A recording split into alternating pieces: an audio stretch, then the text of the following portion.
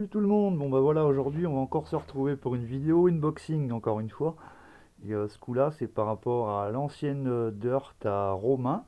Du coup bon bah, c'était une KXD 50 4 temps, voilà, petite moto qu'on a arrêtée parce que bah, on avait eu un souci avec le kit chaîne. On avait la chaîne qui cassait à cause du pignon moteur, donc pignon sortie moteur, qui se trouve ici forcément pour entraîner la chaîne derrière. Donc bah ça c'était usé, cassé, fondu, foutu, il n'y avait plus rien à manger là-dessus, quoi. C'était usé de chez usé, quoi. Les dents, elles sont complètement mortes, donc ça me pétait la chaîne à chaque instant. C'était vraiment la galère. Donc voilà, j'ai retrouvé sur un site en Angleterre, merci la France encore une fois, sur funbike.co.uk forcément, c'est en Angleterre. Et eux, bah, ils font ces pièces-là. Donc si vous voulez trouver pour ces petites machines en 4 temps, quoi, c'est des KXD. Après, il y a les Nitro Motor, il y a les YCF en 50, mais YCF, on trouve les pièces, c'est pas le souci. Mais du coup, ben, en France, on trouve pas ces fameux pignons, faut commander en Angleterre. Donc voilà, j'ai galéré. Mais c'est pas grave, on va réussir à remettre la moto en route. Les carénages, je les trouve pas. Et bah, grâce à ce petit pignon, on va pouvoir remettre la moto à Romain en route. Donc voilà, la petite, euh, la petite Dirt. Nickel. Donc bah, cette moto là, on va la passer en super mode, hein. Moi j'ai acheté des systèmes de frein à disque, hydraulique, tout le bazar, histoire de bien freiner la machine. Et puis derrière, on va faire en sorte que ça drift un maximum. Voilà, ça va être cool cette petite affaire. Bon bah voilà, je vous retrouve pour le déballage du colis. Qu'est-ce qu'on a acheté là-dedans? Il y a plein de trucs encore un coup. Ça, c'est obligé. Quand on achète, c'est pas pour rien. Allez hop, go, on déballe là.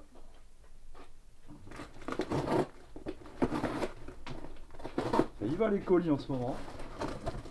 D'ailleurs le colis il est arrivé, il était à moitié dépouillé, à moitié ouvert.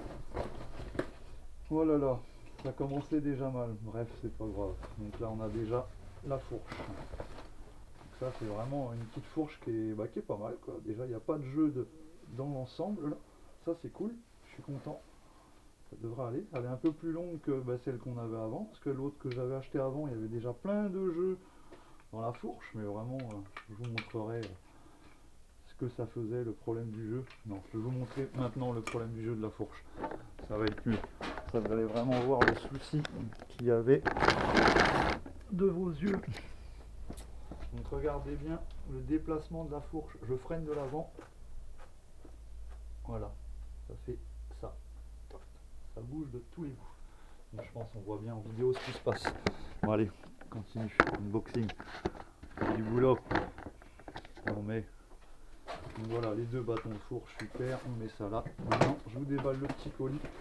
Comme vous avez pu voir dernièrement, on pose ça là. Et on y va, go. On vous montre tout ça. Alors là, qu'est-ce qu'on a? J'ai pris donc deux systèmes de frein à disque en hydraulique ce coup-là, l'avant et l'arrière. Comme ça, on va pas être embêté avec ça. Moi, je veux du frein.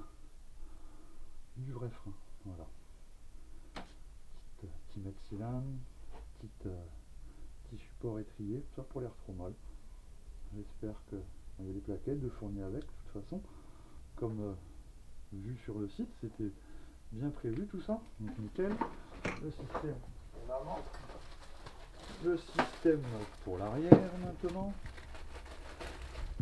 Voilà. C'est la même chose sauf que c'est l'arrière.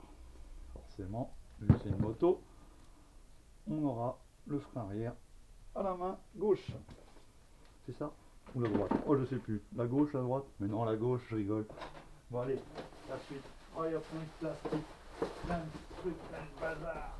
Allez, on sort tout ça. Là, il y a encore du lourd. Là, il y a encore du lourd. Voilà, hop. Un T de fourche bien renforcé pour la prochaine fixation de cadre. Parce que je vais certainement modifier la fixation du cadre pour mettre des fourches ultra renforcées comme ça. Parce que les fixations pocket bike avec une vis en 10 qui traverse la fourche, je suis pas fan, ça fait un peu flipper même. Bref.